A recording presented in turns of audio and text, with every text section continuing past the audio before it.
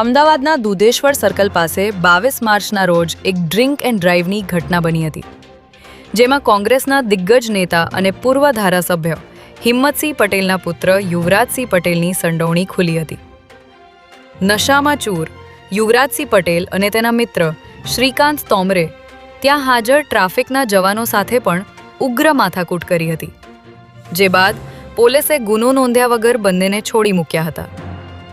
ત્યારે કારમાં દારૂની બોટલોનો વિડીયો સોશિયલ મીડિયા પર વાયરલ થયા બાદ હવે પોલીસે કાર્યવાહી કરી બંનેની ધરપકડ કરી હતી.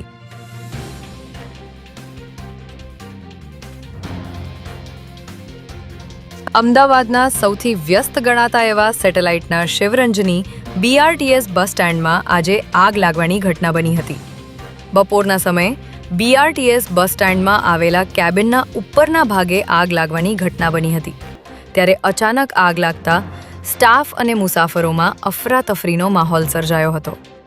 ઘટનાની જાણ કરાતા ફાયર બ્રિગેડની 2 ગાડીઓ તાત્કાલિક ઘટના સ્થળે રવાના કરવામાં આવી હતી અને ભારે જહેમત બાદ આગ પર કાબૂ મેળવી લેવાયો હતો. આ ઘટનામાં કોઈ જાનહાનિ થઈ ન હોવાનું જાણવા મળી રહ્યું છે.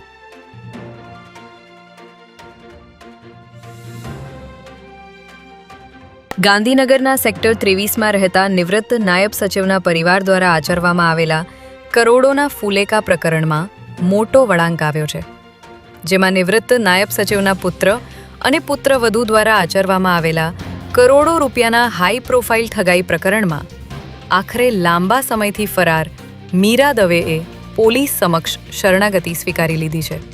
ગુજરાત ટુરિઝમ કોર્પોરેશન અને સુરત મ્યુનિસિપલ કોર્પોરેશનના નકલી ટેન્ડરોના નામે આચરેલા આ કૌભાંડનો આંકડો 33 કરોડને પર થઈ ગયો છે.